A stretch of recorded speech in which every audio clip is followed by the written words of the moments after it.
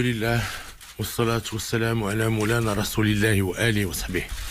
شعبي العزيز، لقد من الله تعالى على المغرب عبر تاريخه العريق بنعمة الوحدة والتلاحم في كل الظروف والأحوال، وما الاحتفال بعيد العرش الذي نخلد اليوم ذكراه 19 إلى تجسيد للبيعة التي تربطنا بك والعهد المتبادل بيننا على الوفاء الدائم لثوابت المغرب ومقدساته والتضحية في سبيل وحدته واستقراره.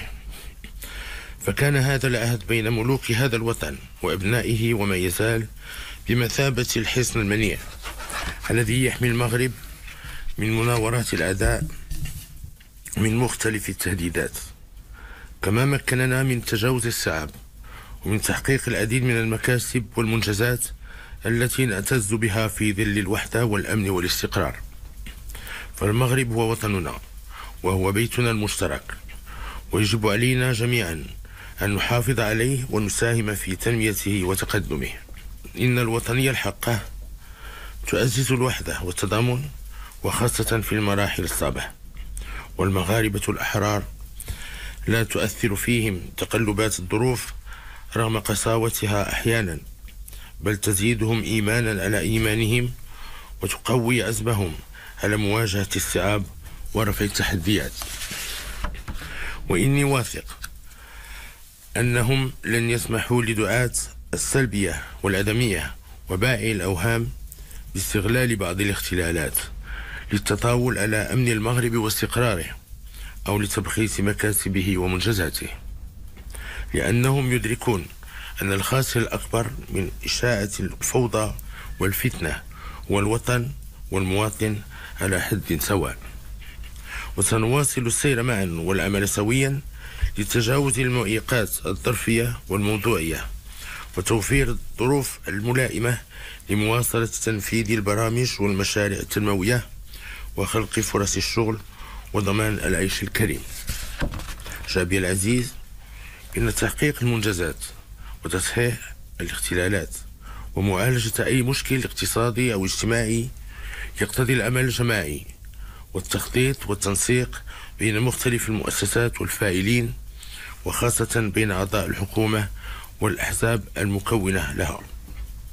كما ينبغي الترفع عن الخلافات الظرفية والعمل على تحسين أداء الإدارة وضمان السير السليم للمؤسسات بما يعزز الثقة والطمأنينة داخل المجتمع وبين كل مكوناته. ذلك أن قضايا المواطن لا تقبل التأجيل ولا الانتظار، لأنها لا ترتبط بفترة دون غيرها، والهيئات السياسية جادة هي التي تقف إلى جانب المواطن في السراء والضراء. والواقع أن الأحزاب تقوم بمجهودات من أجل النهوض بدورها، إلا أنه يتعين عليها استقطاب نخب جديدة وتعبئة الشباب للانخراط في العمل السياسي، لأن أبناء اليوم هم الذين يعرفون مشاكل ومتطلبات اليوم. كما يجب عليها العمل على تجديد أساليب وآليات اشتغالها. فالمنتظر من مختلف الهيئات السياسية والحزبية التجاوب المستمر مع مطالب المواطنين والتفاؤل مع الأحداث والتطورات التي يعرفها المجتمع فور وقوعها، بل واستباقها بدل تركها تتفاقم وكأنها غير معنية بما يحدث. شعبي العزيز، إن الشأن الاجتماعي يحظى عندي باهتمام وانشغال بالغين كملك وكإنسان، فمنذ أن توليت العرش وأنا دائم الإصغاء لنبض المجتمع وللانتظارات المشروعة للمواطنين، ودائم العمل والأمل من أجل تحسين ظروفهم. وإذا كان ما أنجزه المغرب وما تحقق للمغاربة على مدى عقدين من الزمن يبعث على الارتياح والاعتزاز، فإنني في نفس الوقت أحس أن شيئا ما ينقصنا في المجال الاجتماعي، وسنواصل العمل إن شاء الله في هذا المجال بكل التزام وحزم حتى نتمكن جميعا من تحديد نقاط الضعف ومعالجتها. فحجم الخصاص الاجتماعي وسبل تحقيق العدالة الاجتماعية والمجالية من أهم الأسباب التي تدفعنا للدعوة في خطاب افتتاح البرلمان إلى تجديد النموذج التنموي الوطني. فليس من المنطق أن نجد أكثر من 100 برنامج للدعم والحماية الاجتماعية من مختلف الأحجام ترصد لها عشرات المليارات من الدراهم متشتتة بين العديد من القطاعات الوزارية والمتدخلين العموميين. وبالإضافة إلى ذلك فهي تعاني من التداخل ومن ضعف التناسق فيما بينها وعدم قدرتها على استهداف الفئات التي تستحقها. فكيف لهذه البرامج في ظل هذا الوضع أن تستجيب بفعالية لحاجيات المواطنين وأن يلمسوا أثرها؟ ولا داعي للتذكير هنا بأننا لا نقوم بالنقد من أجل النقد، وإنما نعتبر أن النقد ذاتي فضيلة وظاهرة صحية كلما اقترن القول بالفعل والإصلاح. وفي هذا الصدد فإننا نعتبر المبادرة الجديدة لإحداث السجل الاجتماعي الموحد بداية واعدة لتحسين مردودية البرامج الاجتماعية تدريجيا وعلى المدى القريب والمتوسط، وهو نظام وطني لتسجيل الأسر قصد الاستفادة من برامج دعم اجتماعي على أن يتم تحديد تلك التي تستحق ذلك فعلا عبر اعتماد معايير دقيقة وموضوعية وباستعمال التكنولوجيات الحديثة.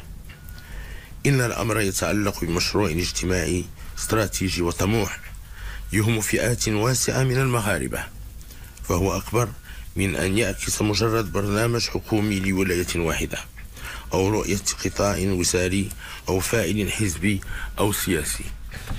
شعبي العزيز، إن طموحي للنهوض بالأوضاع الاجتماعية يفوق بكثير وضع آلية أو برنامج مهما بلغت أهميته.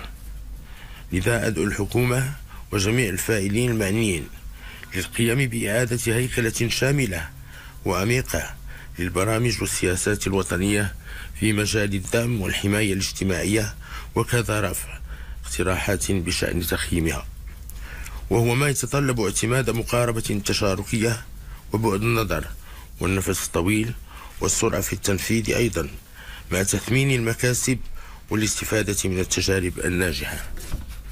وفي انتظار أن يعطي هذا الإصلاح ثماره كاملة، فإننا نحث على اتخاذ مجموعة من التدابير الاجتماعية المرحلية في انسجام مع إعادة الهيكلة التي نتوخاها.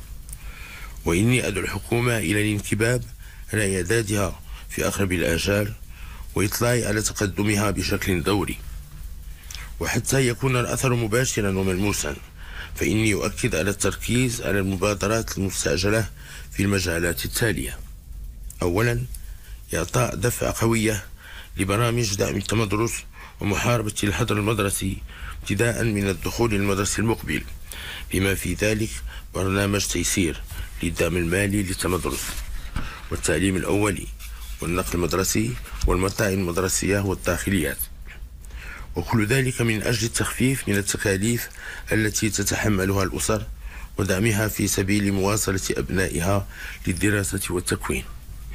ثانيا، إطلاق المرحلة الثالثة من المبادرة الوطنية للتنمية البشرية بتعزيز مكاسبها وإعادة توجيه برامجها للنهوض بالرأسمال البشري والأجيال الصاعدة ودعم الفئات في وضعية صعبة وإطلاق جيل جديد من المبادرات المدرة للدخل ولفرص الشغل. ثالثا، تصحيح الاختلالات التي يعرفها تنفيذ برنامج التغطية الصحية غمد بموازاة مع إعادة النظر بشكل جذري في المنظومة الوطنية للصحة التي تعرف تفاوتات صارخة وضعفا في التدبير. رابعا، الإسراع بإنجاح الحوار الاجتماعي، حيث ندعو مختلف الفرقاء الاجتماعيين إلى استحضار المصلحة العليا والتحلي بروح المسؤولية والتوافق قصد بلورة ميثاق اجتماعي متوازن ومستدام بما يضمن تنافسية المقاولة ويدعم القدرة الشرائية للطبقة الشغيلة بالقطاعين العام والخاص. وهنا أقول للحكومة أن الحوار الاجتماعي واجب ولا بد منه، وينبغي اعتماده بشكل غير منقطع، وعليها أن تجتمع بالنقابات وتتواصل معها بانتظام بغض النظر عما يمكن أن يفرزه هذا الحوار من نتائج. وارتباطا بهذا الموضوع، فإنني كنت ولا أزال مقتنعا بأن أسمى أشكال الحماية الاجتماعية والذي يأتي من طريق خلق فرص الشغل المنتج والضمان للكرامة.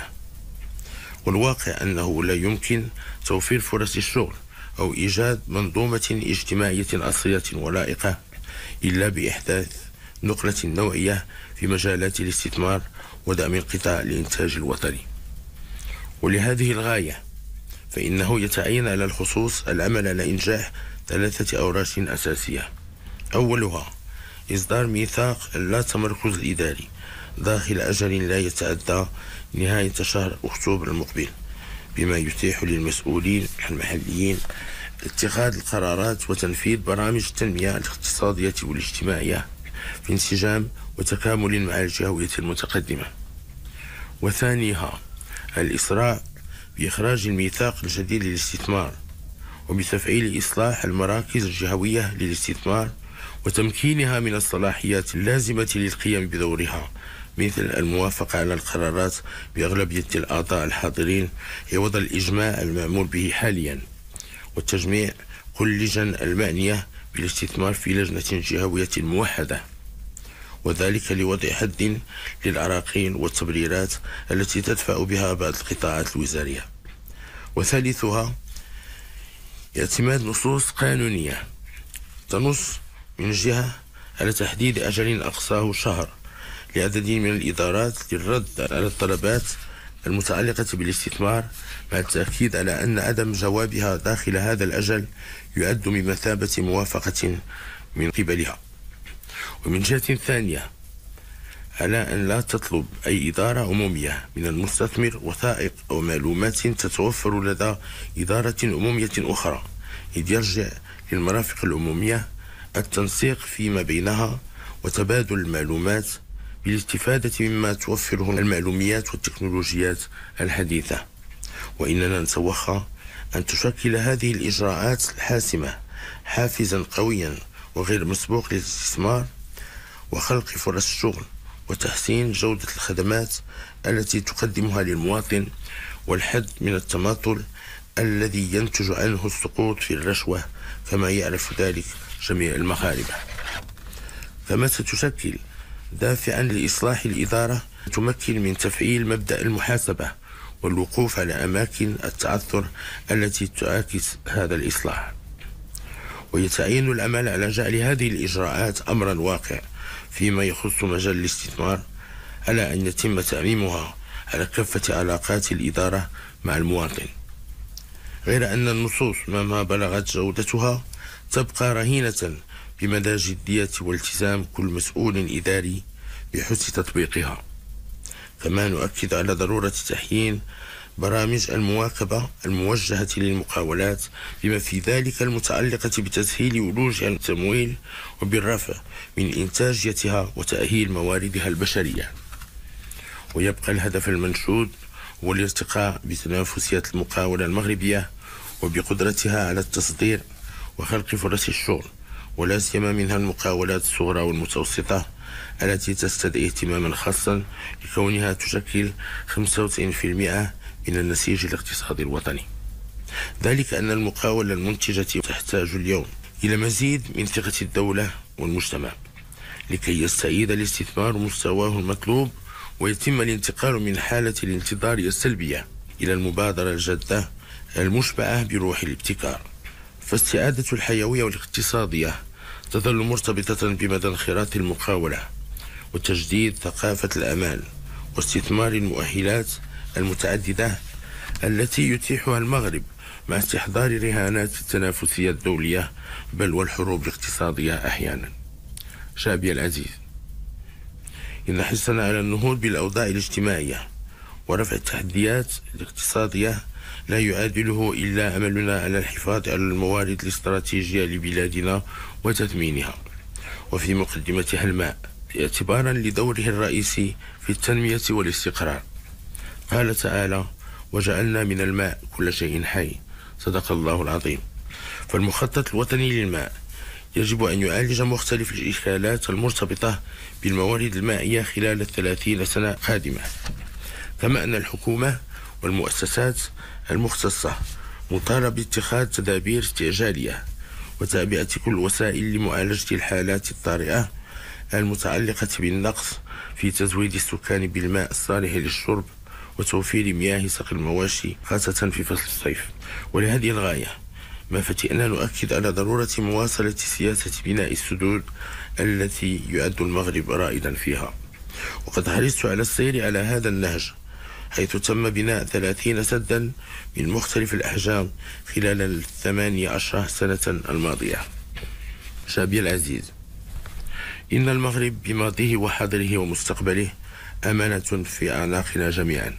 لقد حققنا معا العديد من المنجزات في مختلف المجالات، ولن نتمكن من رفع التحديات وتحقيق التطلعات إلا في إطار الوحدة والتضامن والاستقرار والإيمان بوحدة المصير في السراء والضراء، والتحلي بروح الوطنية الصادقة والمواطنة المسؤولة. وما أحوجنا اليوم في ظل ما تعرفه بلادنا من تطورات إلى التشبث بقيمنا الدينية والوطنية الراسخة واستحضار التضحيات التي قدمها أجدادنا من أجل أن يظل المغرب بلدا موحد كامل السيادة وموفور الكرامة.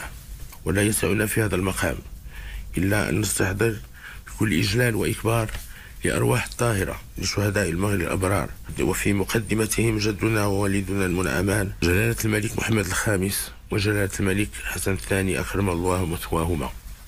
كما نوجه تحية تقدير إلى كافة مكونات قواتنا المسلحة الملكية والدرك الملكي والقوات المساعدة والأمن الوطني والوقاية المدنية على تجندهم الدائم تحت قيادتنا للدفاع عن وحدة الوطن وصيانة أمنه واستقراره. ونود أن نشيد بالعمل الإنساني والاجتماعي التي تقوم به القوات المسلحة الملكية داخل الوطن وخارجه، وخاصة من خلال المستشفى الميداني في غزة للتخفيف من معاناة أشقائنا الفلسطينيين ودعم صمودهم، وكذا بمخيم الزعتري لينضاف إلى دورها الإنساني والطبي سابقا بالعديد من الدول الإفريقية الشقيقة.